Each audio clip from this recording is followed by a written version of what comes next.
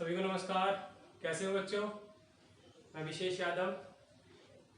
चलिए बच्चों, पिछली हमने क्लास में हिस्ट्री ऑफ इंग्लिश के बारे में सीखा, पढ़ा।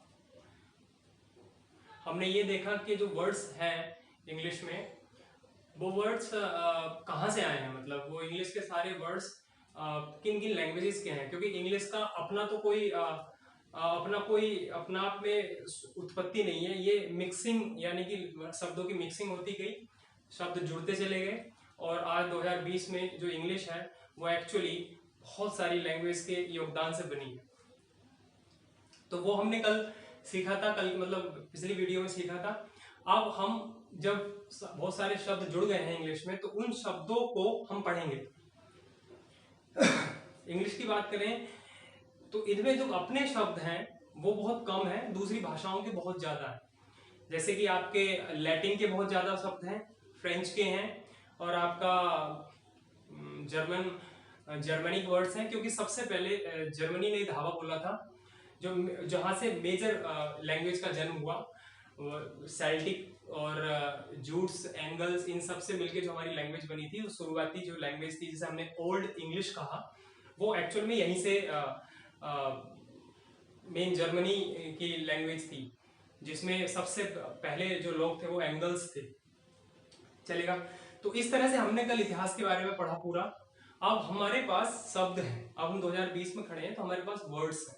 अब इन वर्ड्स में से कुछ वर्ड्स हमारे एग्जाम में आते हैं, उन्हें टफ कहते हैं हम। अच्छा, कुछ वर्ड्स हम जानते हैं बॉय माने लड़का, गर्ल माने लड़की, स्टूल, चेयर, एलिफेंट और एप्पल, ये हम सब जानते हैं, लेकिन एक्चुअल में ये एग्जाम का मटेरियल नहीं है, मटेरियल कुछ और है। तो मैंने कहा था कि जो वोकैबुलरी, टोटल वोकैबुलरी है, यानी कि सेट ऑफ वर्ड्स, यानी कलेक्शन ऑफ वर्ड्स, उसमें से टोटल में से जो वर्ड्स एग्जाम में आते हैं, उन वर्ड्स में सबसे ज्यादा योगदान पुरानी भाषाओं का है, जो मैंने लिखवाई थी। तो उन भाषाओं में क्या था, उन भाषाओं में ओरिजिन छिपी है शब्दों की।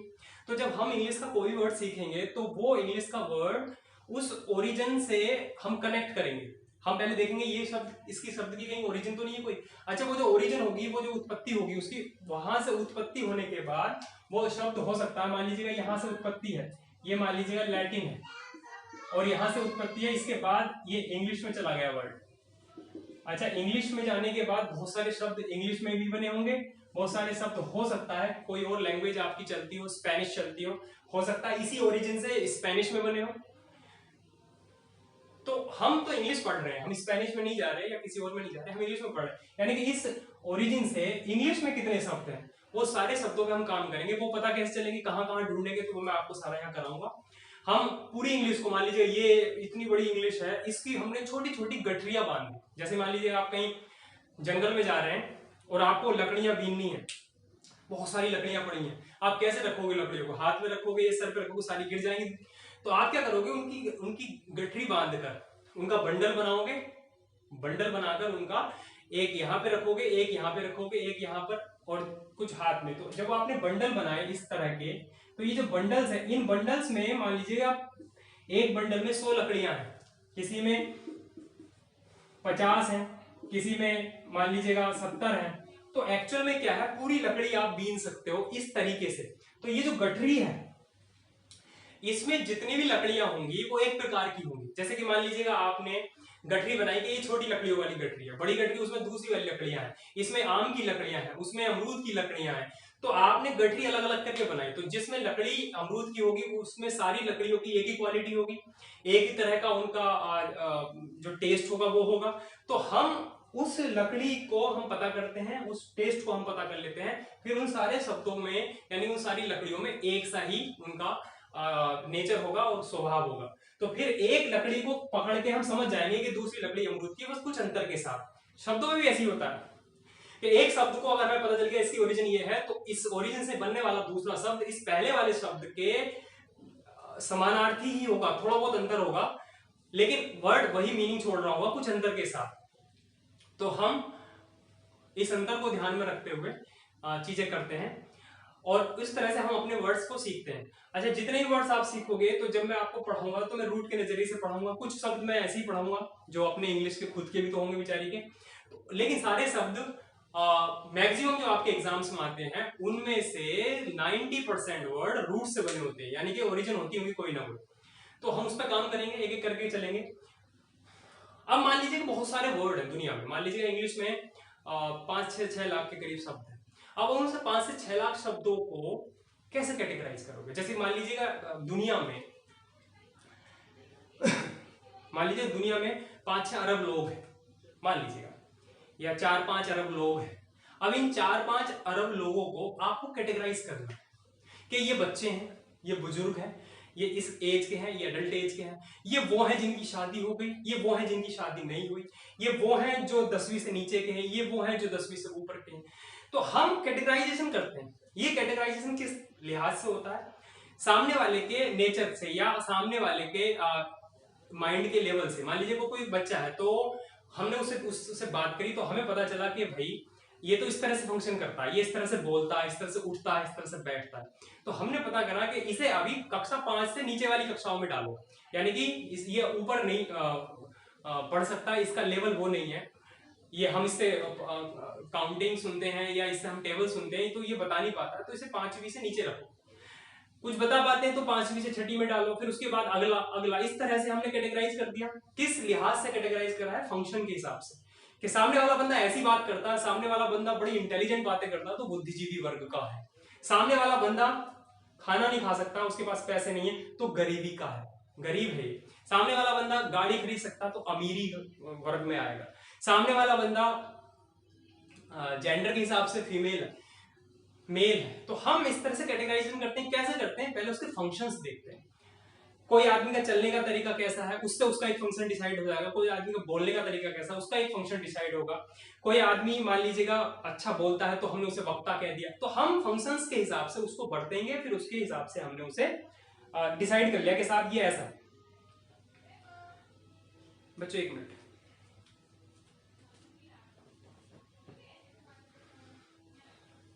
तो फिर अब हमने जब डिसाइड कर लिया है, तो फिर ये कैटेगराइजेशन हो चुका है पूरी दुनिया में लोगों का। उसी तरह से जो शब्द हैं सारे, आज जिस दौर में हम खड़े हैं, इस दौर में ये शब्द भी यूज होते हुए आ रहे हैं। ये शब्द का यूज बना कि कोई शब्द ऐसे फंक्शन करता है तो उसका काम ये होगा, कोई शब्द ऐसे फंक्शन करता है तो उसका काम ये होना चाहिए। तो पूरी दुनिया के शब्द जितने भी है, मान लीजिएगा मैं आपसे कहूं कि 5 लाख है, मान लीजिएगा मोटा मोटा एवरेज देता हूं कि 5 लाख वर्ड्स। अब इनको कैटेगराइज कैसे करोगे? जैसे कि आपने 4-5 अरब लोगों को किया था, उनके फंक्शन देखे, फंक्शन किसने देखे होंगे? तो समय बदलता चला गया, लोग शब्दों को बरतते चले गए, उसका फंक्शन पता करते चले गए, और इस हिसाब से उनका अरेंजमेंट के हिसाब से उनकी ग्रामर तैयार होती चली गई। ग्रामर ऐसे तैयार हुई कि मान लीजिए कोई ऐसा फंक्शन करता है तो उसको ये कहा जाएगा, कोई ऐसे फंक्शन करता है तो उसको ये कहा जाएगा। तो सबसे पहले फंक्शन कैसे पता चलेंगे? लैंग्वेज में जो आपका सेंटेंस होगा, एक सेंटेंस का मतलब ऐसा कोई भी शब्दों का समूह जो एक मीनिंगफुल थॉट को बताए या कोई भावना को बताए, तो वो सेंटेंस कहलाएगा। सेंटेंस का मतलब होता है बच्चों, सेंटेंस की अगर मैं बात करूं तो जिसमें सेंस हो और जिसमें टेंस हो। मतलब ऐसा कोई भी वाक्य है जिसमें सेंस भी है, सेंस का मतलब उसका कोई मीनिंग निकल रहा है, और टेंस भी है यानी कि उसका कोई समय है, तो उसे सेंटेंस कहते हैं। ये ग्रामर में हम इसे डिस्कस करेंगे, अभी हम वोकैब में डिस्कशन कर रहे हैं। तो आप ये देखिएगा कि सेंस भी हो और टेंस भी। अब हमने क्या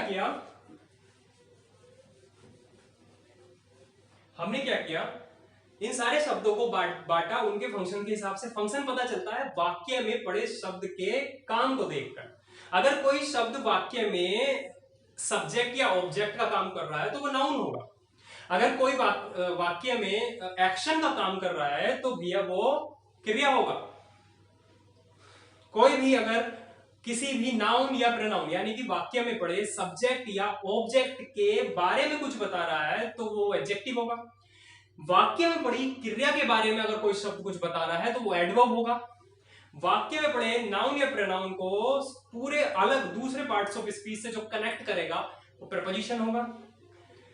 जो दो वाक्यों को जोड़ेगा या दो एक प्रकार के पार्ट्स ऑफ स्पीच को जोड़ेगा वो कंजंक्शन होगा। जो सडनली मतलब सडन फीलिंग को बताएगा वो इंटरजेक्शन होगा। तो हमने किसी भी सेंटेंस में पड़े शब्दों के फंक्शन को ध्यान में रखते हुए उनके नाम रखे। आपने मेरा नाम टीचर रखा होगा, मतलब मुझे टीचर बुलाते होंगे। क्यों आप बुलाते हैं मुझे टीचर? क्योंकि मैं पढ़ाने का काम करता हूं ना, मेरा फंक्शन ये है, तो मुझे आप टीचर कहते हो। किसी आदमी का फंक्शन है गाड़ी को ड्राइव करने का, वो गाड़ी ड्राइव करता, तो आप उसे ड्राइवर बोल रहे हो। किसी आदमी का काम है, किसी आदमी को आपने देखा और वो किसी दूसरे की रेस्पेक्ट में उसका बाप है, तो आपने उसका बाप कहा, उसका फादर हो गया। लेकिन वो ही किसी का बेटा भी है, तो फंक्शन डिसाइड होंगे। लेकिन अपना आप में एक शब्द को आप ये नहीं कह सकते ये नाउन है या प्रोनाउन, जब तक वो सेंटेंस में यूज होता हुआ ना दिख जाए तब तक नहीं कह सकते आप। तो पहली बात, जो बुद्धिमान लोग होंगे इंग्लिश में, वो पहले सेंटेंस में शब्दों को देखेंगे, उसके बाद डिसाइड करेंगे। लेकिन जब तक वो सेंटेंस में शब्द यूज नहीं हो रहा तब तक क्या कुछ अंदाजा लिया जा सकता है? तब तक क्या मैं ये कह सकता हूं कि साहब ये नाउन।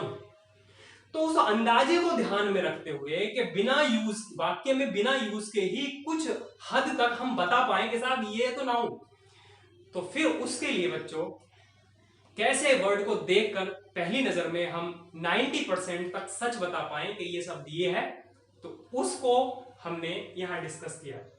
हम उसको यहां पे पढ़ेंगे। पहली चीज की बात करूं कि दुनिया में जितने भी वर्ड्स हैं उनको कैटेगराइज किया गया इन पार्ट्स ऑफ स्पीच। हालांकि एक छोटा सा हिस्सा और है, मैं लिख देता हूं बच्चों, पार्टिकल। ये पार्टिकल भी एक पार्ट ऑफ स्पीच है। पार्ट ऑफ स्पीच का मतलब, अगर मैं छोटी सी बात करूं, स्पीच, स्पीच जो वर्ड है बच्चों वो बना है स्पीक से। स्पीच का मतलब होता है वाक्य या भाषण। इसके दो मतलब होते हैं, वाक्य या भाषण। तो इसलिए जब आप ये कहते हो कि पार्ट्स ऑफ स्पीच, तो आप ये कह रहे होते हो कि वाक्य के हिस्से। वाक्य के हिस्से का मतलब कि मान लीजिएगा मैंने एक चीज लिखी, आई ईट द फूड, मैंने ये चीज लिखी आई ईट द फूड, तो इसका मतलब ये है बच्चों कि मैं खाता हूं खाना। कौन सा खाना? कोई स्पेशल खाना। दा लगाया आर्टिकल आपने, आर्टिकल दा तब लगता है जब आप अपने सामने वाले से ये उम्मीद कर चुके हो कि उसे वो चीज पता है जिसकी वो बात करने जा रहा है, तो समझ लो आर्टिकल तब लगता है। ये बात ध्यान रखना। अब ये नहीं कि सर लगना चाहिए, लगना भैया, लगेगा ना लगे वो तो कंटेक्स्ट पे डिपेंड करेगा, किस लिहाज में, किस स्थिति में खड़े होकर आप सेंटेंस बोलना चाह रहे हो, किस माइंड में क्या थॉट है आपके, उस हिसाब से आप जो भी बोलोगे उस हिसाब से आपका आर्टिकल लगना शुरू हो जाता। तो मैं ये कहना चाह रहा हूं एक पार्टिकल और आपका हिस्सा है।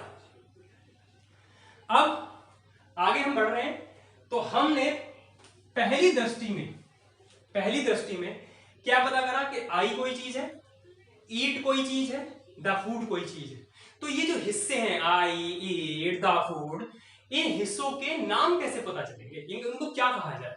जैसे कि मैं मान लीजिए पढ़ा रहा हूं, तो मुझे क्या कहोगे? टीचर। मैं पढ़ा रहा हूं तो टीचर हूं ना, अगर मैं ना पढ़ाऊं तो टीचर कैसे कहला दूंगा मैं? तो मेरा नाम पहले से डिसाइड नहीं हो सकता ना।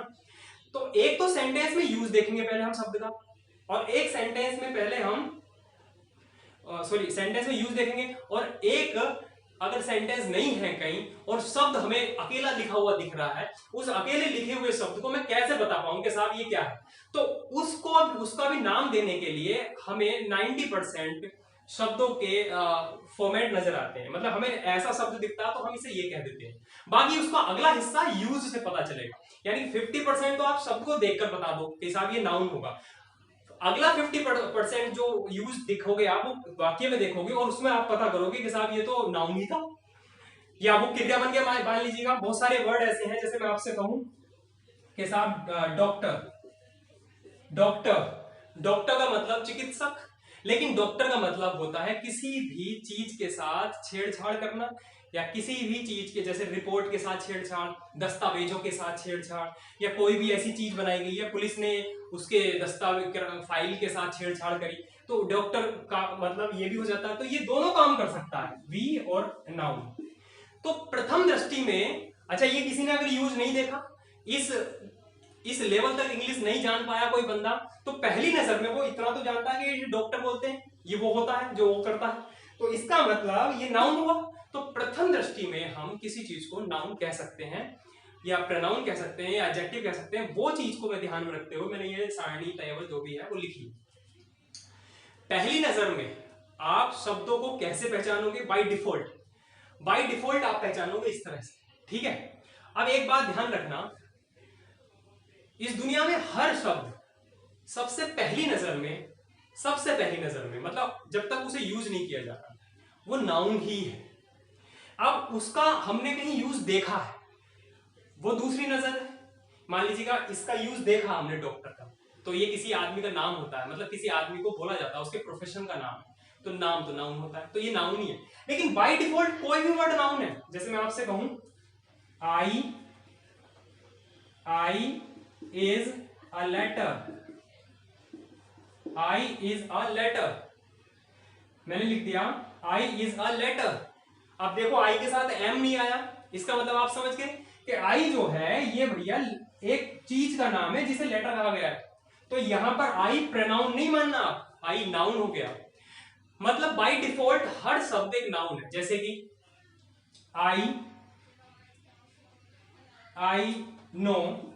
आई नो मैं जानता हूं, मैं ही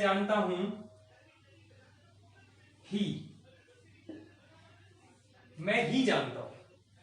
अब बच्चे कहेंगे सर हिम आना चाहिए, भैया आप ऐसे मत सोचा करो चीजों को। लैंग्वेज समझदारी वाला टॉपिक है। ये मीनिंग, ये ग्रामेटिकल मत देखा करो हमेशा, सेंस के हिसाब से। मैंने कहा ना सेंस प्लस टेंस, सेंस भी देखा जाता है, किस हालत में कोई चीज कही जा रही है, उसका स्तर क्या है बोलने का, वो किस स्थिति में आप हो, उसमें आपकी फीलिंग किस तरह से है। कभी कभी दुख वाली फीलिंग को हंस के भी बताया जाता है, तो अगर आप शब्दों के हिसाब से बनाने लगे तो नेगेटिव उसका इम्पैक्ट पड़ेगा सामने वाले पे। वो समझेगा कोई रो रहा है और वो हंस के बात कर रहा है तो उसे समझ नहीं पाएगा। तो आप जिस तरह का सेंटेंस यूज करोगे उस सेंटेंस में भाव का होना बहुत जरूरी है। लैंग्वेज में यही चीज है कि लैंग्वेज को कभी लोग भाव की नजर से नहीं देखते, वो बस लिखा हुआ देखते हैं और एकदम से मीनिंग निकाल देते हैं। तो आपने भी ये लिखा हुआ देखा, मैंने लिख दिया यहाँ पर आई नो हिम, ये सेंटेंस। तो दोनों सेंटेंस ठीक हैं, बस इनमें सिचुएशन का अंतर है। सिचुएशन का मतलब आदमी बोलना क्या चाह रहा, उस चीज का अंतर, कंटेक्स्ट का अंतर है। एक तो ग्रामर होती है, ग्रामर के मुताबिक ये वाला सही है और ये वाला गलत है, लेकिन सेंस के मुताबिक ये वाला भी सही है और ये वाला भी सही है। तो इसमें अंतर क्या है? ग्रामर के हिसाब से भी सही बना देंगे हमको। ग्रामर सबसे बड़ी चीज नहीं है, सबसे बड़ी चीज है सेंस या कंटेक्स्ट। याद रखना इस बात को। तो इस वाले सेंटेंस का मतलब ये है बच्चों, दोनों के अलग अलग अर्थ निकल रहे हैं, दोनों का अलग अलग सेपरेट यानी कि सेपरेट मीनिंग है। आप किसी एक मीनिंग को अच्छा नहीं मान सकते, यानी ये नहीं कह सकते कि यही सही बात कही सर आपने, ऊपर वाला सेंटेंस गलत है। ऊपर वाला भी सही है, दूसरा वाला भी सही है, बस मीनिंग अलग अलग है। क्या? मैं ही को जानता हूं, ही का मतलब ये प्रोनाउन होते हैं हमारे, आई, शी, इट, दे, उनमें से ये बंदा यानी कि मैं ही को जानता हूं, बाकी को नहीं जानता। शायद हो सकता होगा कोई शी होता होगा, मैं नहीं जानता, हो सकता है कोई दे होता हो, मैं उसे जानता, मैं ही को जानता हूं। तो यहां पर ये सही हुआ। अच्छा यहां पर क्या है कि मैं उसको जानता हूं, कोई यहाँ पे पर्सन की बात हो रही है, तो यहां पर ये पर्सन है। तो आप ये ध्यान रखना बेटा कि ये सेंटेंस भी सही है, ये सेंटेंस भी सही है, तो क्या चीज हमें गलत चल रही है जिसकी वजह से इंग्लिश पकड़ में नहीं आ रही? दिमाग। आप अपने दिमाग का इस्तेमाल करा करो बच्चों, एकदम से किसी के कहने पे कुछ मत सीख लिया करो, आप समझा करो। हर इंसान को बराबर दिमाग दिया सभी लोगों ने, भगवान ने। तो आप ये ध्यान रखना, आई नो हिम, इसका मतलब ये हो। अब हम ये देखेंगे कि हर वर्ड, ये आई यहाँ पे प्रोनाउन हो, वैसे प्रोनाउन सुना होगा आपने, लेकिन बाय डिफॉल्ट नाउन हो गया। नाउन का मतलब किसी भी चीज का नाम, तो ये एक नाम है। आई कोई नाम तो है, किसी भी लेटर को आप बता तो रहे हो इसे आई कहा जाता है, तो ये नाम है। अच्छा यहाँ पर ये भी एक शब्द का नाम है, तो यहाँ पर भी ये नाउन है। तो आप ये देखिएगा कि बाय डिफॉल्ट हर शब्द नाउन है। फिर अगर वो शब्द सेंटेंस में यूज हो रहा है और हमने उसका फंक्शन जाना, तो फिर वो हम उसको नाम रखेंगे। तो दुनिया में जितने भी शब्द हैं इंग्लिश में, इंग्लिश बनी हुई है बहुत सारी भाषाओं से, कोई भी शब्द दूसरी भाषा का अगर इसमें है तो वो शब्द का कोई ना कोई रूट है, जड़ है उसकी, उस जड़ को मैं हिलाऊंगा तो पूरा पेड़ हिल जाएगा, वो सारी चीजें मुझे पता चल जाएंगी, सारे अमरूद गिर जाएंगे नीचे, उठा के ले जाओ। तो आप ये ध्यान रखना कि आपको करना कैसे है। तो बाय डिफॉल्ट पहली नजर में मैं कैसे शब्द को पहचानूं कि वो क्या है, तो ये आपके लिए मैंने लिख दिया। ठीक है बच्चों, अब हम डिस्कस कर रहे हैं एक एक करके। ठीक है, पहला डिस्कशन आएगा आपका। पहले डिस्कशन पे हम आ गए, तो आप ये ध्यान रखना कि ये जो मैंने 1 2 3 4 लिखवाए हैं और बाकी अदर्स करवा दिए हैं, एक्चुअली पूरी दुनिया में 5 लाख शब्द जितने भी शब्द हैं इंग्लिश में, उन शब्दों में सबसे बड़ी दिक्कत इन चारों की है।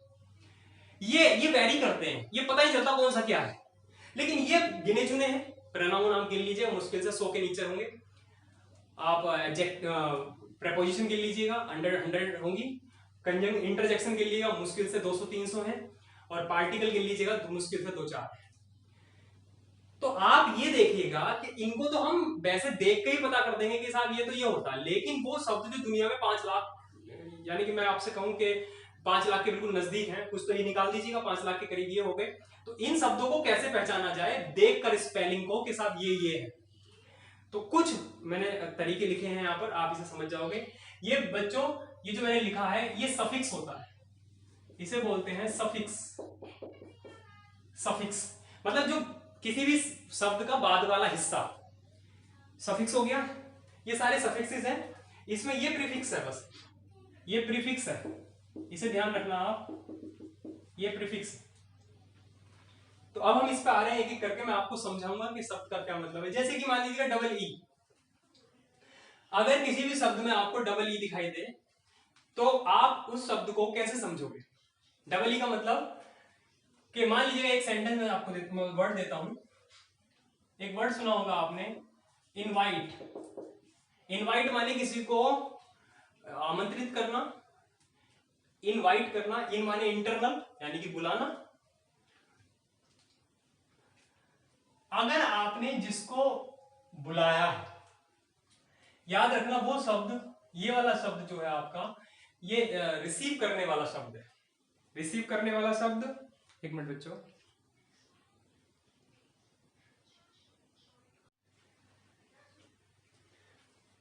तो बच्चों मैं फिर से बता देता हूं। चलिए बच्चों मैं इसको बता दूं दोबारा आपको। देखिए जैसे मान लीजिएगा इनवाइट वर्ड है। अब इनवाइट वर्ड एक वर्ब होता है, अभी मैं पहले बता देता हूं आपको कि इनवाइट वर्ड वर्ब होता है।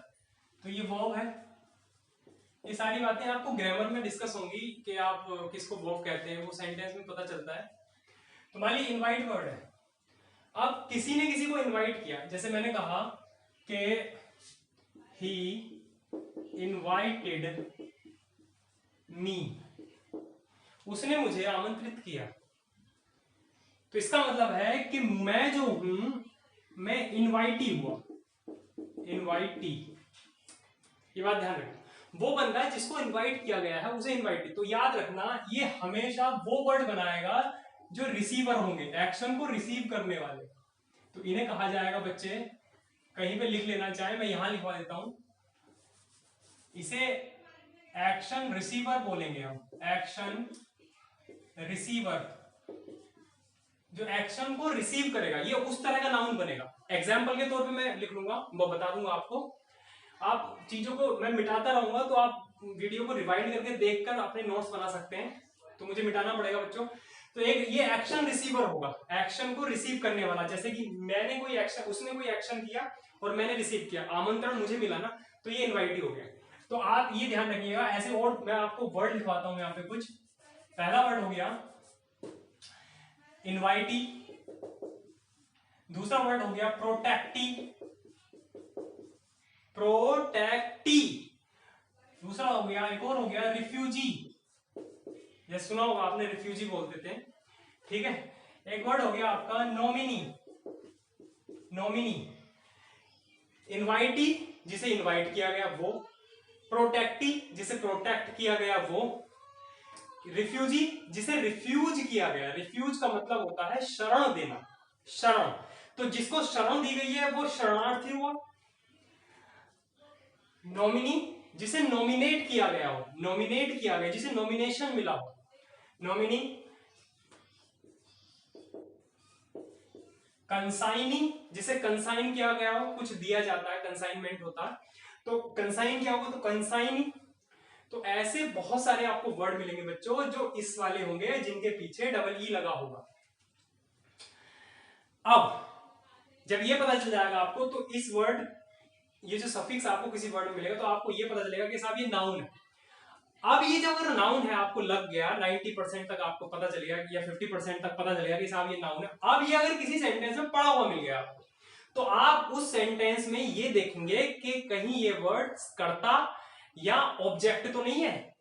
वो हम ग्रामर में पढ़ेंगे कर्ता किसे कहते हैं, ऑब्जेक्ट किसे कहते हैं। कर्ता या ऑब्जेक्ट तो नहीं है। अगर ये कर्ता या ऑब्जेक्ट है और कर्ता और ऑब्जेक्ट ही नाउन होते हैं तो 100% पक्का हो जाएगा कि ये नाउन ही है। मतलब सेंटेंस के यूज के बाद हमने और कंफर्म कर लिया। ठीक है बच्चों। अब इसको मैं मिटा देता हूं, हम आते हैं नेक्स्ट वर्ड पे, हुड। तो मैं थोड़ा तेज चलूंगा बच्चों, इसमें आप ध्यान रखना कि ये इस तरह से होंगे जैसे मैंने कहा आपसे ब्रदरहुड। ब्रदरहुड, ब्रदरहुड का मतलब भाईचारा, यानी कि भाई और भाइयों का जो रिलेशन है उसको ब्रदरहुड बोलते हैं। हुड बोलते हैं, हुड नहीं, ये ध्यान रखना। ऐसे बहुत सारे वर्ड हैं। नेबरहुड, नेबरहुड, नेबरहुड का मतलब पड़ोस, या बहुत सारे आपको मिल जाएंगे जैसे कि मान लीजिए लिख देता हूं मैं नेबरहुड, बस नेबर माने पड़ोसी और उसमें हुड लगा देना आप, तो पड़ोस। तो पड़ोस का मतलब जो नेबर है, जैसे कि इधर सराउंडिंग वाले जो भी लोग होते हैं उनको हम नेबर बोलते हैं, और उनका जो हमारा एक स्पेस है उसको हम नेबरहुड बोल देते हैं। तो आप इस तरह से वर्ड मिलेंगे आपको, वो सारे नाउन होंगे। बाकी कंफर्मेशन सेंटेंस में यूज से पता चलेगी। याद रखना सेंटेंस का यूज हमेशा प्रथम होगा। जैसे कि मान लीजिए संसद में 2 सदन होते हैं, एक लोकसभा एक राज्यसभा। जब तक राज्यसभा में पारित ना हो जाए तब तक वो नियम नहीं होता है। लोकसभा में कुछ भी बोलते रहे आप, तो ये ध्यान रखना ये राज्यसभा का पारित होना का मतलब है कि सेंटेंस में कंफर्म और हो जाए। लोकसभा का मतलब है कि ये लोकसभा है, पहले देखते से लग रहा है कि ये है।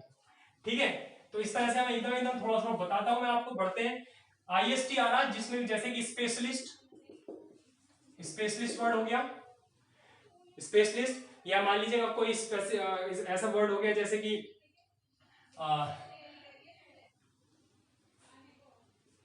एक वर्ड होता है कन्फर्मिस्ट, कन्फर्मिस्ट। एक वर्ड होता है बच्चे एक्सट्रीमिस्ट, एक्सट्रीमिस्ट।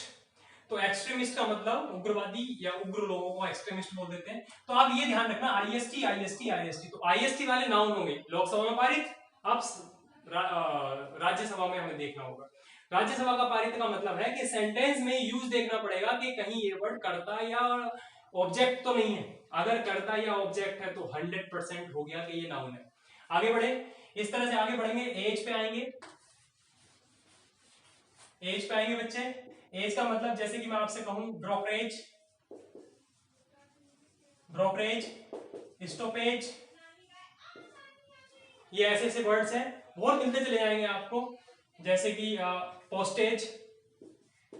आप सोचते चले जाना, ये आपको तमाम वर्ड्स मिलते रहेंगे। तो आप ये समझ लेना ये नाउन है।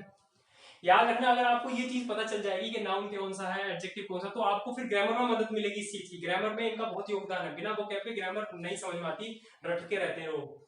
तो आप ये ध्यान रखना बच्चे कि एजी वाला ऐसे कंफर्म हो जाएगा। इस तरह से हर वर्ड का एक एक हम ले लेते हैं। ION, जैसे कि मैंने कहा लेसन,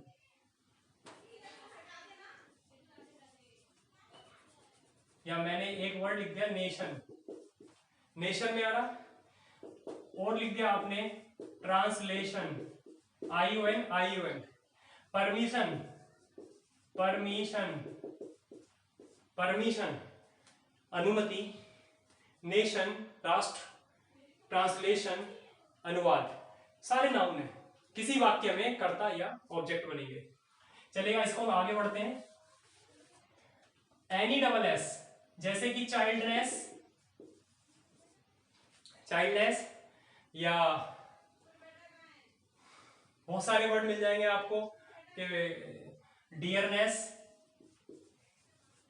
तो चाइल्डनेस का मतलब बचपन, डियरनेस का मतलब महंगाई, जैसे कि आजकल महंगाई है। तो आप ये समझिएगा एनी डबल एस वाले सारे नाउन होंगे और हम इनको इस तरह से ट्रीट करेंगे। ठीक है बच्चे। आगे आया ISM। ISM जो भी होगा वो भी नाउन होगा। एक एग्जांपल के तौर पे लिख लेते हैं, निपोटिज्म आजकल बड़ा छाया था ये सुशांत के केस में, हर जगह ये वर्ड फेमस हो गया था कि बॉलीवुड में निपोटिज्म होता है। निपोटिज्म का मतलब होता है भाई भतीजावाद, यानी कि परिवारवाद, मतलब अपने परिवार को ही लोग आगे बढ़ाते रहते हैं, उसको हम निपोटिज्म कहते हैं। टिज्म नहीं होगा, टिज्म होगा, याद रखिएगा बच्चे, ये ISM है, इसे ये पढ़ा जाएगा, ना कि इज्म।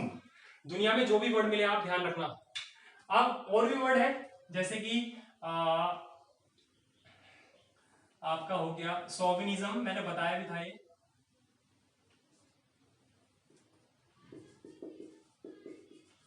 मैस्मेरिज्म, मैस्मेरिज्म, MESMERISM, ये सब वर्ड आपकी वोकैब में होंगे, आप ये तो मैं आपको आइडिया दे रहा हूं। तो निपोटिज्म, सोवनिज्म और मैस्मेरिज्म ISM वाले वर्ड हो गए। नेक्स्ट पे आते हैं बच्चों TY, जैसे कि पहला वर्ड है क्वालिटी, क्वालिटी यानी कि गुणवत्ता। प्रोस्पेरिटी, प्रोस्पेरिटी, सिमिलैरिटी, सब में TY आ रहा, नाउन होगा। और इस वाले वर्ड के बारे में ये मेरा अपना एक्सपीरियंस है कि ये 100% नाउन ही होता है, कोई वर्ड आज तक मैंने नहीं देखा किसी और पार्ट ऑफ स्पीच की तरह यूज हुआ हो, नाउन की तरह यूज होगा, यानी कर्ता बनता है या ऑब्जेक्ट बनता है बच्चे। तो आगे बढ़े हम, TUD। TUD का मतलब जैसे कि आपसे मैं कहूं मल्टीट्यूड, एप्टीट्यूड,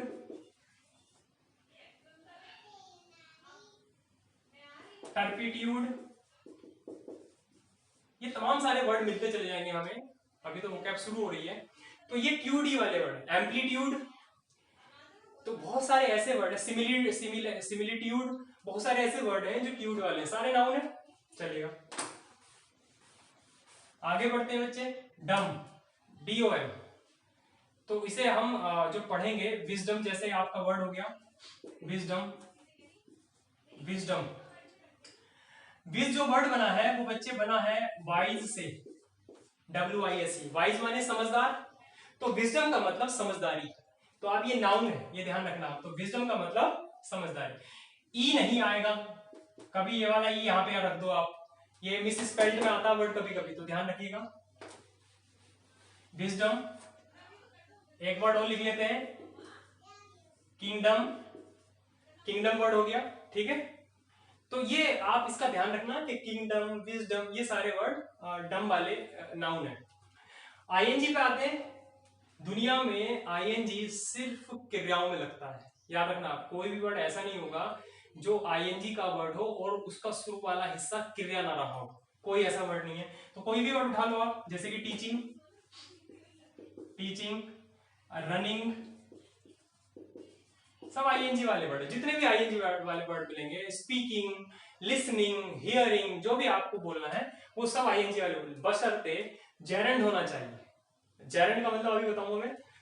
अब AL का मतलब, जितने वर्ड AL वाले, बस ये ध्यान रखना बच्चों कि वो AL वाला वर्ड वर्ब से बना हो, मतलब जिसमें AL लगा है उसका शुरू वाला हिस्सा वर्ब हो। जैसे एक एग्जांपल के तौर पर हम लिखें सरवाइव, तो सरवाइव माने जीवित रहना, तो ये क्रिया है, तो ये क्रिया अभी मैं बताऊंगा क्रिया क्या होती है, वो आगे समझाऊंगा। तो ये वर्ब है, पहले समझ लो आप, ये वर्ब है, इसमें AL लगा देंगे आप, तो बन गया सर्वाइवल। तो जिंदा रहने का नाउन बना, जीवित रहने का एक, यानी कि जीवन, सर्वाइवल का मतलब जिंदगी या जीवन, तो जिंदगी या जीवन, सर्वाइवल। बहुत सारे ऐसे वर्ड मिलेंगे आपको जो AL वाले होंगे आपके, तो आप ये ध्यान रखना, लेकिन उस वर्ड में AL हटाकर शुरू वाला हिस्सा जरूर देख लेना एक बार, वो वाला हिस्सा देखने के बाद आपको पता चलेगा कि वो नाउन है, क्योंकि शुरू वाला हिस्सा क्रिया होना चाहिए। क्योंकि ऐसा इसलिए बता रहा हूं बच्चे में, क्योंकि AL मैंने यहां भी लिखा है, AL मैंने यहां भी लिखा है, तो आप कंफ्यूज हो सकते हो। तो आप याद रखना वर्ब मेड होना चाहिए, मतलब क्रिया से बना, वर्ब मेड मतलब वर्ब, जैसे ये वर्ब थी सर्वाइव, तो इससे बना हुआ होना चाहिए। कुछ ऐसे वर्ड होंगे जो किसी और से बने होंगे, ये नाउन मेड, यानी नाउन मेड वाला क्या होगा वो आगे बताने वाला हूं मैं। अभी फिलहाल ध्यान रखना AL वाला वर्ड जो क्रिया से बना है वो नाउन है, पहली चीज। आगे आगे बढ़े हम, जैसे एक वर्ड और ले लेता हूं बच्चे, ट्रायल, ट्रायल, ट्रायल किससे बना है? ट्राई से बना है।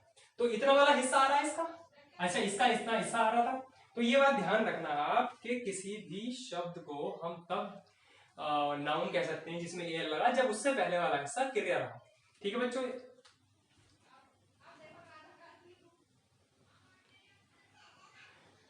अब इतना होने के बाद आपको ये देखना है कि कौन कौन से ऐसे वर्ड दुनिया में मिलेंगे आपको जो एल वाले होंगे और उसका पहला हिस्सा नाउन ना होकर क्रिया होगा। जैसे मैं इस बात को गलत करके दिखाऊंगा आपको। आपने मान लीजिए ये वर्ड देखा नेशनल, अब नेशनल में मैंने एल हटा के देखा, मैंने हटाया एल, नेशन आ रहा, लेकिन नेशन तो नाउन होता है क्योंकि नेशन में IUN आ रहा, और IUN वाला वर्ड कहां गया? नाउन होता है। तो ये नाउन से बना है, तो ये वाला वर्ड अब नाउन नहीं है। नाउन तभी होता जब ये नेशन या कुछ इस तरह का हिस्सा एल से पहले वाला क्रिया होता। चलेगा, ये मैंने बता दिया आपको। नेक्स्ट पे आते हैं ERY, ERY जैसे कि कुछ वर्ड मैं बताता हूं आपको, जैसे कि मान लीजिएगा स्टेशनरी हो गया, स्टेशनरी, स्टेशनरी, ठीक है। स्टेशनरी दोनों दो वर्ड होते हैं स्टेशनरी, क्या नाम है, जैसे एक चीज मैं यहां और लिख देता हूं बच्चों, ARY यहां आता है, तो स्टेशनरी में ERY आ, ठीक है। एक वर्ड ले लेता हूं और सिमेट्री, तो ये सारे नाउन हो गए क्योंकि ERY आ रहा, ये ध्यान रखो। ARY वाला वर्ड नाउन होता है और ARY वाला कुछ, अच्छा एक और लिख देते हैं जैसे कन्फेक्शनरी। अब ये आपने ERY वाले दो लिख लिए हैं, आप ध्यान रखना इनको, अपने नोट्स बना रहे हो तो बच्चों इन्हें ध्यान लिख लेना। ARY पे आते हैं। ARY का मतलब, जैसे कि एक वर्ड लू मैं स्टेशनरी, सॉरी एक वर्ड लेता हूं मैं कन्फेक्शनरी, कन्फेक्शनरी, एक वर्ड लेता हूं मैं बच्चे एवियरी, एक लेता हूं एपियरी, एक लेता हूं मैं लाइब्रेरी, लाइब्रेरी, ये सारे नाउन है। तो ये ध्यान रखना ARY वाले ये हो गए। इस तरह से ANC और ENCE वाले वर्ड हैं। एग्जाम्पल के तौर पर जैसे कि सरकमस्टेंस, सरकमस्टेंस, सरकमस्टेंस यानी कि परिस्थिति, परिस्थिति। ENC वाले वर्ड भी है ऐसे ही, जैसे कि मैं आपसे कहूं REFERENC, रेफरेंस, ANC, ENC, तो रेफरेंस और सरकमस्टेंस दोनों ही नाउन है, तो ध्यान रखिएगा ये वर्ड भी नाउन होते हैं। नेक्स्ट पे आते हैं हम ER या OR, याद रखना वर्ब मेड होना चाहिए, मैंने लिख दिया है वर्ब से बना होना चाहिए। एक एग्जांपल के तौर पर जैसे कि टीच, टीच, टीच माने पढ़ाना सिखाना, तो अब इससे बनना चाहिए टीचर, तो ये पहले वाला हिस्सा क्रिया होना चाहिए तब ही उसे हम नाउन बोल पाएंगे। एक एग्जांपल के तौर पर मैं लिखूं जैसे वॉक लिखूं तो वॉकर, तो ये वॉक आ रहा है, क्रिया होना चाहिए तभी हम ER लिख पाएंगे, तब मतलब इसको नाउन बोल पाएंगे। अच्छा मैं ऐसे बताऊं कि सर वो आप पूछे मुझसे कि सर ऐसा कौन सा वर्ड हो सकता है फिर कि वो ER भी हो और शुरू में नाउन मतलब क्रिया ना हो, तो फिर मैं उसके लिए एक एग्जांपल देता हूं बच्चे। जैसे कि मान लीजिए मैं आपसे कहूं, अच्छा एक एग्जांपल पहले ER का एक और दे देता हूं जो वैसे है। मान लीजिए लेयर, तो लेयर माने परत, सतह, तो ये ले में ER लगा है, ठीक है। तो ले का मतलब होता है लेटाना, तो परत हमेशा इस तरह से होती है, तो ले माने लेटाना, तो क्रिया में लगा ER, तो जो लेटा का जो एक स्ट्रक्चर बना दैट इज कॉल्ड लेयर। अब आता हूं मैं इस बात पे कि ऐसा कौन सा वर्ड है जो सर शुरू में क्रिया ना हो और फिर वो वर्ड ER वाला हो या OR वाला हो। जैसे कि डॉक्टर, अब मान लीजिए OR मैं हटा दूं, OR या ER, OR हटा दूं तो डॉक्टर का कोई मतलब नहीं है, तो डॉक्टर का कोई मतलब नहीं है। तो आप ये समझिएगा कि ये डॉक्टर वैसे तो नाउन है लेकिन ये दूसरे प्रकार का नाउन है, ये पूरा वर्ड है अपना आप में, इसमें OR नहीं हटा सकते आप। जैसे टीचर था, तो टीचर में से ये हटा सकते थे आप, लेकिन इसमें से ये पूरा ही वर्ड है, तो ऐसा मत समझना ये वर्ब से बना है, तो ये फिर भी नाउन ही है। एक एग्जांपल और ले लेते हैं कि ऐसा वर्ड जो जैसे कि मास्टर, अब मास्टर में ER लग रहा है, तो ये MAST कोई क्रिया तो होती नहीं है, तो आप ये पूरा ही वर्ड है, ठीक है। तो ये मास्टर को आप नाउन भी कह सकते हो, लेकिन अपने आप में पूरा वर्ड है, ऐसे नहीं कह सकते कि ये ER लग के बना। चलिएगा आगे बढ़ते हैं। ANC, जैसे कि एक वर्ड बता दूं मैं,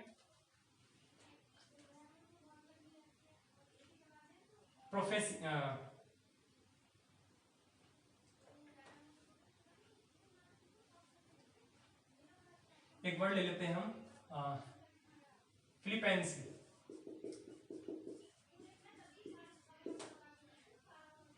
फिलिपाइंसी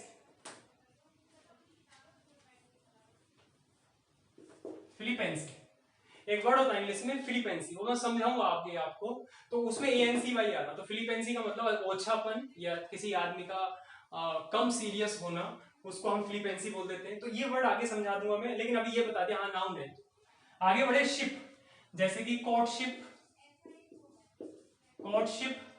फ्रेंडशिप, ऐसे ऐसे वर्ड आपको मिलते चले जाएंगे। अगला वर्ड है S या ES, कोई भी ऐसा वर्ड बच्चों जिसमें आप S या ES अपनी तरफ से लगा सकते हो और उसका वजूद बिना S या ES के भी था, जैसे बॉय लगा सकते हो, इसका मतलब नाउन है। गर्ल S लगा सकते हो, नाउन है। कोई वर्ड उठा लीजिएगा आप जिसमें S या ES लगा सकते हो, यानी कि जिसे काउंट कर सकते हो, वो भी आपका नाउन ही है, तो ये ध्यान रखना आप। दूसरी चीज है ARY वाले नाउन होते हैं सारे। अच्छा ARY मैंने यहाँ लिख दिया था भाई, इसको बच्चों हटा लेना आप, ये लिख दिया था मैंने। अब आया है ANT वाले वर्ड भी नाउन का काम कर जाते हैं, थोड़ा सा कंफ्यूजिंग होते हैं। बाद वाला कंफ्यूजिंग होते हैं कि साहब ANT वाला नाउन होता है, एक्चुअल में ANT वाला एडजेक्टिव भी होता है, यहाँ लिखा मैंने, तो कंफ्यूजिंग है थोड़ा, तो ये सेंटेंस से क्लियर हो जाएगा आपको। तो ANT की बात करूं मैं, जैसे कि असिस्टेंट, तो यहां ANT आया बच्चे, ठीक है। एक और ले लेता हूं मैं, एडजुवेंट, तो यहां पे आपका ये वर्ड आ गया। अच्छा एक वर्ड ये आप ध्यान रखना, ANT आ रहा सभी में, तो ये नाउन हो गए। तो ये सारी चीजें आप ध्यान से समझना। अच्छा एक चीज रह गई है शायद कहीं, MENT रह गया बच्चे, एक हम मेंट रख लेते हैं, एक और वर्ड MENT, तो MENT वाले भी आपके नाउन होते हैं, जैसे कि गवर्नमेंट, तो आप ये समझिएगा ये वाले भी नाउन होते हैं। एक एग्जांपल मैं आपको INE वाला दे देता हूं, INE का एग्जांपल ऐसे हो सकता है जैसे कि फेमिनाइन,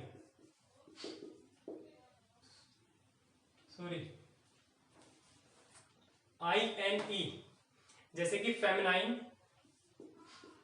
या फेमिनाइन, तो ये वर्ड मैस्कुलाइन बोल देते हैं। इंटेस्टाइन, ये सारे वर्ड कहीं ना कहीं नाउन का काम कर जाते हैं, तो ये भी ध्यान रखना। तो इस तरह से आपका नाउन टॉपिक कंप्लीट हो जाता है, इस मामले में कि हम शब्दों की पहचान उनके स्ट्रक्चर के हिसाब से कर रहे हैं। अगले पे आते हैं एडजेक्टिव के बारे में अगर बात करें तो बच्चों मैं ये मिटा देता हूं अब, ठीक है, ये मैं मिटा देता हूं।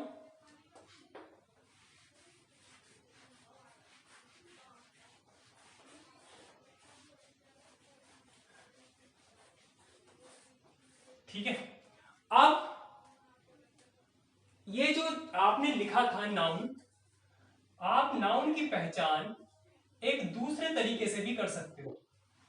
पहला, अगर कोई भी चीज वोट का रिप्लाई या हु या हुम का रिप्लाई, मतलब कि अगर आपने किसी से पूछा कि भाई तुम्हारे पास क्या है, तुमने कहा मेरे पास चेयर है, तो चेयर वर्ड नाउन हो गया। मतलब अगर जो मैंने लिखवाए हैं बच्चों, जरूरी नहीं ये ही शब्द हैं दुनिया में इनसे बनने वाले, कुछ और भी हैं, उनका कैसे पता चले। तो एक फिर जो चीज संसद में, लोकसभा में पारित हो गई थी, राज्यसभा में पारित हो गई थी, अब वो राष्ट्रपति के यहाँ पारित होती है। तो जिसका बिल्कुल 100% श्योर है वो समझेगा राष्ट्रपति वाला हिसाब। और वो राष्ट्रपति का हिसाब ये है कि उस शब्द का आप पहले डिक्शनरी में मीनिंग देखिएगा, मीनिंग देखने के बाद उसको इनके जवाबों से मैच कराइएगा। अगर वो रिप्लाई सही बन पा रहे हैं तो आपका वो नाउन है। जैसे कि मैंने कहीं आज तक इस वर्ड को नहीं सुना, वोटर, इसको आज तक नहीं सुना मैंने, लेकिन मैं इसे रिप्लाई देखता हूं किसका बन पाएगा। क्या ये क्या का रिप्लाई बन पा रहा है? यस, ये क्या का रिप्लाई बन पा रहा है। वोट का, आपके पास क्या है, मेरे पास पानी है, तो ये वोट का रिप्लाई बन पा रहा है, इसका मतलब ये नाउन। ठीक है बच्चों, तो ये ध्यान रखना, ये आपका नाउन हो गया। तो ये फाइनल तरीका है। तुम्हें कौन पढ़ाता है? तो किसी ने कहा रमेश पढ़ाता मुझे, रमेश। किसी ने कहा साहब राम पढ़ाता मुझे, तो कौन पढ़ाता, ये हु का जवाब हो गया। तो आप ध्यान रखना ये आपका नाउन हो गया। तो ये भी एक तरीका, ये फाइनल तरीका है, ये फाइनल तरीका। इस तरीके को कैसे करें आप? पहले उस वर्ड का मीनिंग देखिएगा डिक्शनरी में या जहां से मैं पढ़ाऊंगा, उस मीनिंग को आप इससे मैच कराइएगा, दोनों में से किसी से भी। तब आपको वो रिप्लाई अगर सुटेबल लगता है, फिट लगता है, तो फिर वो आपका नाउन होगा। जैसे मैं कहूं मैंने कहा आपके पास क्या है, और तुमने जवाब दिया मेरे पास गरम है, गरम है। ये क्या जवाब हुआ? आप पूरा बोलिए ना, तो गरम वर्ड नहीं हो सकता। आप ये कहोगे गरम पानी है, तो पूरा वर्ड पानी पे जाके रुका, तो पानी होता है वोटर। तो इसका मतलब पानी हटा दूं तो ये वर्ड नाउन नहीं था, ये एडजेक्टिव था। तो आगे हम डिस्कस करेंगे उस चीज को। तो आप ये ध्यान रखना बच्चों कि इसका जवाब फाइनल होगा, है ना। ये हम पूरी वोकैब में इस चीज को बार बार रिपीट करते रहेंगे, सॉरी रिपीट करेंगे। चलिए आगे आते हैं। अब आते हैं एडजेक्टिव पे, एक एक करके बहुत जल्दी से कंप्लीट कर लेते हैं इसे, वीडियो बड़ी ना हो। जैसे कि प्रीशियस, एग्जाम्पल पहले वाले का। दूसरे वाले का एग्जाम्पल मान लीजिएगा एबल, पहला यही हो गया। तीसरे का हो गया मान लीजिएगा डेलिब्रेट। इंग्लिश में एक वर्ड होता है डेलिब्रेट, एक वर्ड होता है एक्यूरेट, ये भी वर्ड होता है, ठीक है। अच्छा, ये वर्ड बच्चों यहां पर भी होता है। तो फिर संसद का दूसरा जो सदन है वो डिसाइड करेगा, यानी कि सेंटेंस में क्या काम कर रहा है। कहीं सेंटेंस, मान लीजिएगा मैं आपसे कहूं कि एक्यूरेट, डेलिब्रेट, डेलिब्रेट के दो मीनिंग है, एक तो विचार विमर्श करना, विचार करना, और डेलिब्रेट का मतलब जानबूझकर, जानबूझकर। तो आप ये ध्यान रखना कि विचार करना भी है, दोनों काम करता। अब सेंटेंस में किस मीनिंग को ये बता रहा वो आपको वहां से पता चलेगा, यानी संसद के दूसरे सदन से। अब आगे बढ़े हम, अगला वर्ड आया आपका ब्यूटीफुल। देखो ब्यूटीफुल, ब्यूटी में टी वाई आ रहा था, टी वाई तो नाउन था, उसमें फुल लगाया आपने। तो ऐसे बहुत सारे वर्ड होंगे जिनमें आप नाउन में अगर फुल लगा दो तो वो नाउन बन जाता है, एडजेक्टिव बन जाते हैं। ठीक है बच्चों।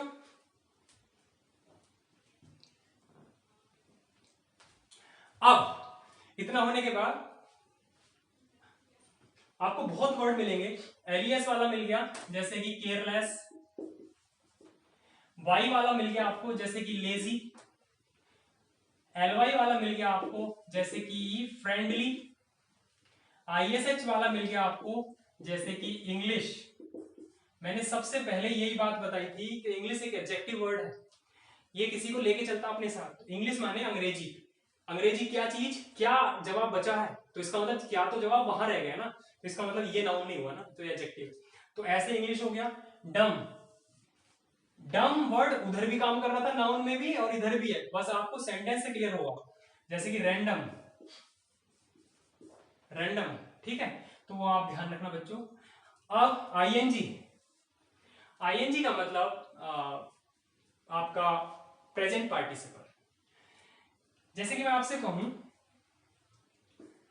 आई लाइक टीचिंग, और एक कहूं मैं I like him teaching, I like him teaching. इन दोनों का मतलब क्या है बच्चों, कि मुझे टीचिंग पसंद है। मुझे क्या पसंद है? टीचिंग। तो यहां क्या का जवाब बन रहा है? मुझे पसंद है वो। यहां पर कौन पसंद है उसका काम तो खत्म हो गया ना, यानी कि ऑब्जेक्ट तो ये बन गया ना। तो ये ऑब्जेक्ट नहीं बन सकता, जो ऑब्जेक्ट नहीं होता वो नाउन नहीं होता। तो इसका मतलब ये नाउन नहीं है। मुझे वो पसंद है कैसे? पढ़ाते हुए। तो ये वर्ड नाउन ऑब्जेक्ट ही नहीं बन रहा। ऑब्जेक्ट ये है, कर्ता ये है, ये कुछ और है, कुछ और सिर्फ एडजेक्टिव ही बचा। तो आप याद रखना, आईएनजी वाला वर्ड अगर क्या का रिप्लाई ना बन रहा हो, एडजेक्टिव मतलब आईएनजी वाला वर्ड अगर क्या का रिप्लाई नहीं बन रहा, तो वो 100% प्रेजेंट पार्टिसिपल यानी कि एडजेक्टिव होगा। ठीक है बच्चों, चलो एएल पे आते हैं। एएल का मतलब जैसे कि मैं आपसे कहूं नेशनल, ये मैंने अभी बताया था, नेशनल राष्ट्रीय। तो ये आप नॉर्मल सा वर्ड है, बहुत सारे मिलेंगे आपको। कंडीशनल, मतलब जितने भी लिखते चले जाओ आप, बहुत सारे वर्ड, यहाँ टाइम लगेगा। वर्ड ले लेते हैं इंडियन। इंडियन, इंडियन का मतलब भारतीय। कैसा? भारतीय। तो ये एडजेक्टिव वर्ड है, जैसे वो इंग्लिश था, कहाँ का? अंग्रेजों का, अंग्रेज, और ये अंग्रेजी यहां पर है भारतीय। तो ये आपके एडजेक्टिव वर्ड है। आईसी पे आते हैं। जैसे मैं आपसे कहूं स्पेसिफिक, यानी कि जो चीज स्पेशल होती है उसे स्पेसिफिक आपने कह दिया, आईसी लगा दिया। आप याद रखना। एक वर्ड ले लेता हूं मैं आपके लिए प्रोलिफिक। तो प्रोलिफिक भी एडजेक्टिव है। तो बच्चों ये ध्यान रखना, जिसमें भी आईसी होगा वो आपका एडजेक्टिव होगा। नेक्स्ट वर्ड पे आते हैं। पहला एक वर्ड छोटा सा ले लेता हूं, पॉजिटिव। पॉजिटिव का मतलब धनात्मक, नेगेटिव ऋणात्मक, कल्टीवेटिव, प्यूनिटिव, विंडिक्टिव, विंडिकेटिव, बहुत सारी दुनिया में मिलते चले जाएंगे, आप लगाते चले जाना। ईएन, ईएन वाले वर्ड कुछ एडजेक्टिव होते हैं, लेकिन वो नाउन नॉन वर्ब होने चाहिए, मतलब वर्ब ना हो। जैसे कि मैं आपसे एक वर्ड लेके बताता हूं आपको, जैसे कि मान लीजिएगा बैरन। बैरन, अब ये बैरन है, ठीक है, तो ये आपका एडजेक्टिव हो गया। ठीक है, तो ऐसे बहुत सारे वर्ड हैं जो ईएन से बनेंगे। जैसे कि मान लीजिएगा एक वर्ड ले लेते हैं हम,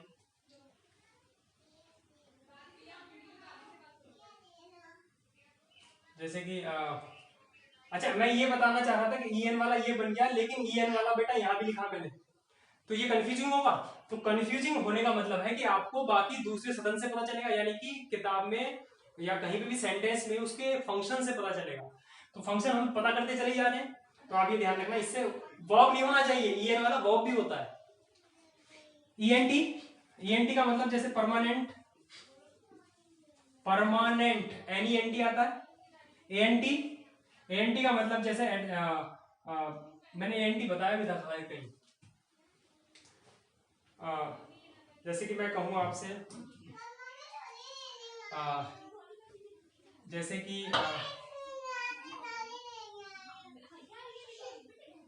जैसे कि मैं आपसे कहूँ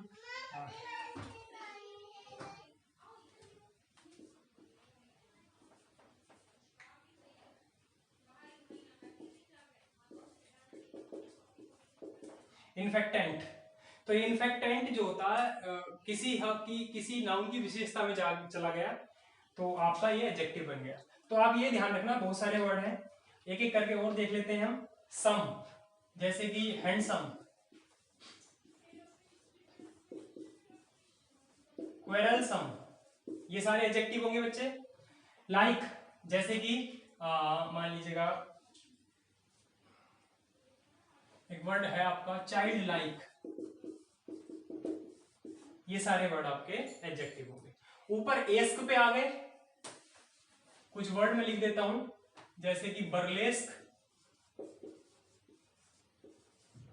नहीं सॉरी, एक वर्ड लिखता हूं मैं आपका पिक्चरेस्क। Picturesque, picturesque. तो आप ये ध्यान रखना, ये आपका एडजेक्टिव का काम कर जाता है। आईएलई, आईएलई का मतलब जैसे फर्टाइल, सिराइल, सिनाइल, ये सब एडजेक्टिव है।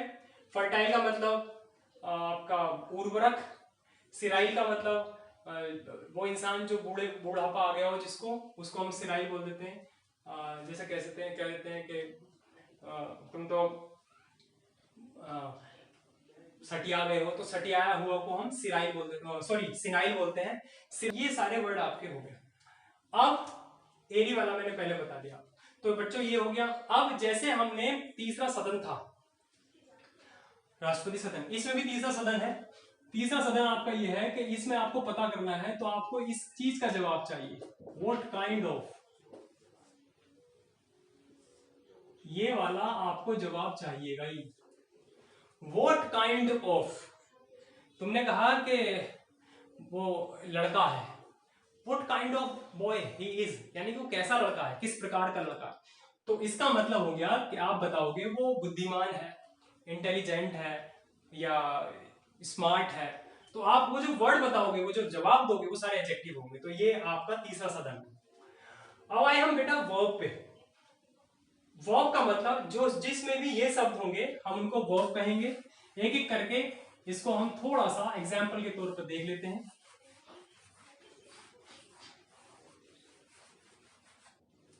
जैसे कि पहला वर्ड ले लेता हूं मैं, स्पेसिफाई, मॉडिफाई, और आपका हो गया एक जो EFY वाला है, इसको देख लेते हैं, स्ट्यूपिफाई, प्यूट्रीफाई।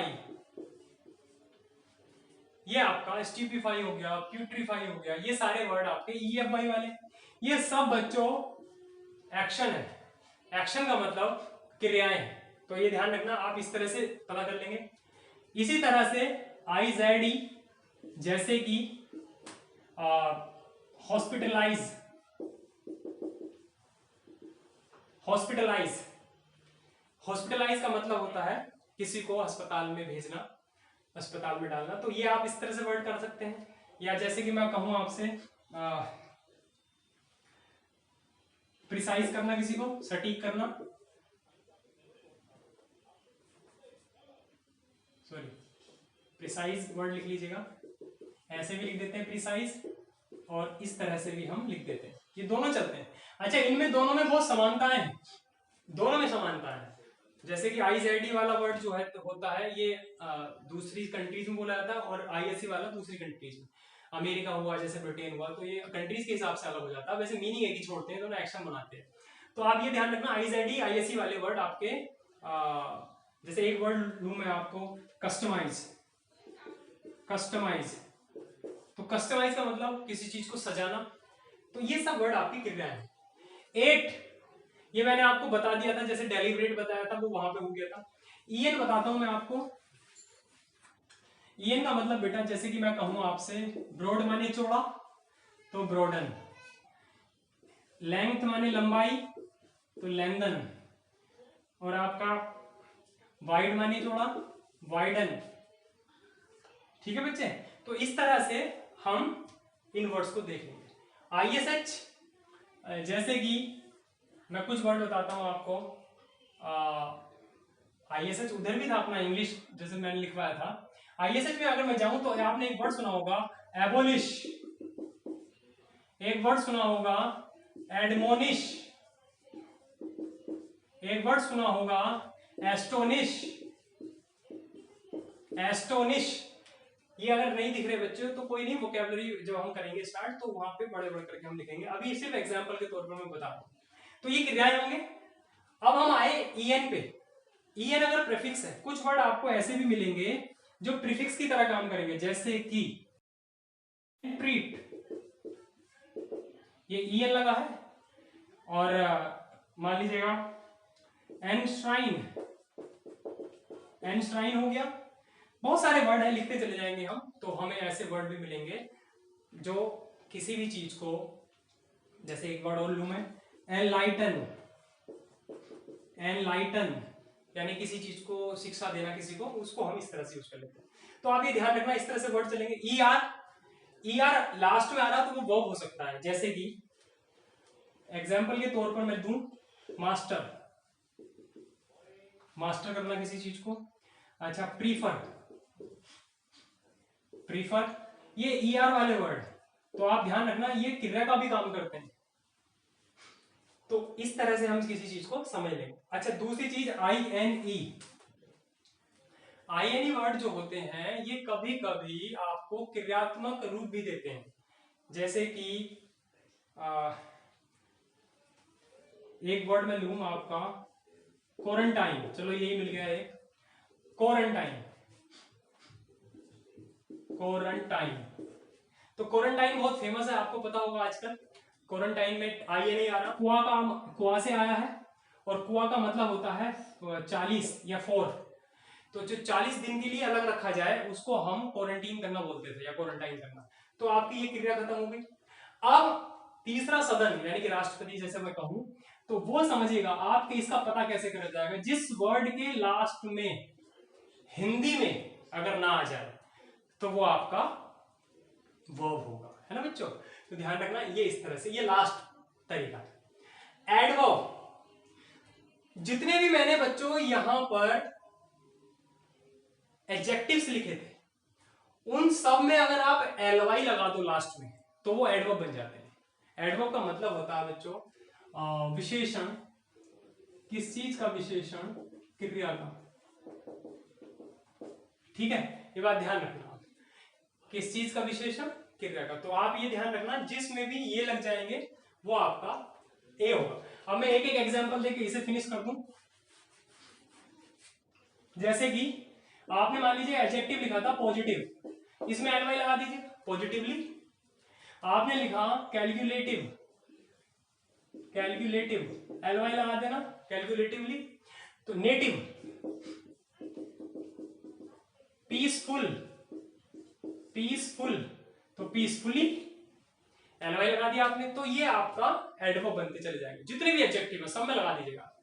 तो ये मैंने लिख दिया नीचे कि adjective plus LY is equal to adverb. अब वर्ड वाले वर्ड होते हैं, जैसे कि मान लीजिएगा इनवर्ड या नो आउटवर्ड, टूवर्ड, टूवर्ड्स। तो ये सारे वर्ड आपके बच्चे, एक मिनट,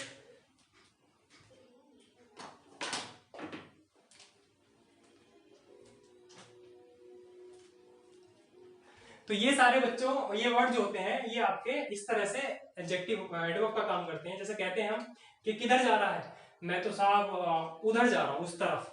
तो इस तरफ को बताते हैं, तरफ, यानी कि इसका मतलब साइड, यानी कि तरफ, साइड को बताते हैं। ऐसी वेज, वेज का मतलब होता है जैसे ऑलवेज, आपने एक वर्ड ले लिया ऑलवेज, तो ये ऑलवेज एडवर्ब होता है।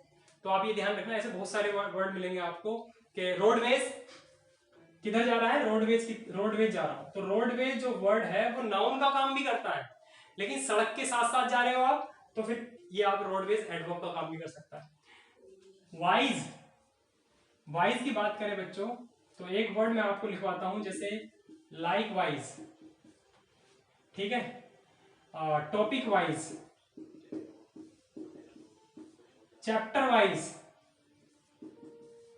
ये सारे वर्ड आपका एडवर्ब होंगे। अच्छा, अब इनसे भी अगर ना पता चल पाए तो तीसरा सदन यहां पर भी है भैया, उससे कैसे पता चले, तो उसके बारे में हमें एडवर्ब के बारे में लिखना है थोड़ा सा, और वो क्या है, अगर आपको when, how, why, where, कोई सा भी शब्द आपके सेंटेंस में इन चारों का अगर आंसर बन पा रहा है सही, तो समझ लीजिए वो एडवर्ब होगा। एक example, I met him in the I saw him, एक सेंटेंस ले लेते हैं, I saw him there। इस सेंटेंस का मतलब है बच्चों मैंने उसे वहां देखा। कहां देखा? वहां। तो ये वेयर का रिप्लाई है। तो ये वर्ड अगर इसमें कहीं नहीं दिख रहा आपको तो इसकी आप तीसरे मतलब तीसरे सदन के मुताबिक इसका मीनिंग निकाल के आप कर सकते हैं। सेंटेंस में बिल्कुल साफ पता चल जाएगा आप में यूज, आप जब इसे यूज देखोगे इसका कि किस तरह से, कोई सा भी वर्ड उठा लीजिएगा। जैसे मैं आपसे कहूं he is eating the food, he eats the food at 5 o'clock। तो ये पूरा हिस्सा आप बताइएगा किसका मतलब है, व्हेन का रिप्लाई है। तो ये आपका एडवर्ब है। तो ध्यान रखना बच्चों कि वो सेंटेंस हमें पता चल जाएगा। पूरी दुनिया के जितने भी शब्द हैं उन शब्दों को मेजरली इन्हीं भागों में बांटा गया। अब जो कुछ बचे हैं वो अदर्स में आगे प्रोनाउन आपको पता होते हैं, गिनती के प्रोनाउन है। उसमें ऐसा नहीं कि इसको कोई समझा जाए, क्योंकि गिनती के हैं, he, she, it, they, him, who, वो सारे गिनती के हैं, ज्यादा नहीं है। तो वो आप वैसे भी ध्यान रख सकते हो। कंजंक्शन ध्यान रख सकते हो, बिकॉज, सो, ऑल्दो, ये सब ईदर, नीदर, ये वैसे ध्यान रखे जा सकते हैं। प्रेपोजिशन ध्यान रखी जा सकती है, मुश्किल से 50 के करीब है, तो आप वैसे ध्यान रख लोगे। अच्छा, इंटरजेक्शन मुश्किल से 100 के अंडर में आते हैं, 100-150 तक पहुंचते हैं मैक्सिमम, तो वो वैसे ध्यान रख लोगे। अच्छा, पार्टिकल आप इस तरह से समझोगे जैसे कि he gave up smoking, he gave up smoking. अब आप एक चीज देखिएगा, उसने धूम्रपान यानी कि स्मोकिंग छोड़ दी। अब आप एक चीज देखिएगा, इसमें ही आ रहा है, प्रोनाउन है, ये आपको वैसे पता होगा। स्मोकिंग में बच्चे आईएनजी आ रहा है, आईएनजी या तो जेरेंड होता है या प्रेजेंट पार्टिसिपल होता है, लेकिन यहां पर ये रिप्लाई बन रहा है वोट का, WHAT, तो ये नाउन हो गया यानी कि जेरेंड हो गया। अब गेव अप माने छोड़ना, गेव अप में अगर देखा जाए तो ये तो वर्ब है, तो फिर ये क्या है? ये प्रपोजिशन नहीं है बच्चे। प्रपोजिशन वो चीज होती है, क्योंकि अगर ये प्रपोजिशन होती तो इसका मतलब होता कि उसने स्मोकिंग पर दिया। क्या ये तो मीनिंगफुल नहीं है, ये तो मीनिंगलेस सेंटेंस हो गया। तो इसका मतलब यहां पर ये प्रपोजिशन का काम नहीं कर रही, ये प्रपोजिशन ना होकर ये इसके साथ है। ये पूरा एक फ्रेजल वर्ब है। ये जब पूरी फ्रेजल वर्ब है तो अगला जो है ये इसका ऑब्जेक्ट है। तो ये वाला हिस्सा जो आपको प्रपोजिशन जैसा लग रहा है, एक्चुअल में ये ही पार्टिकल है।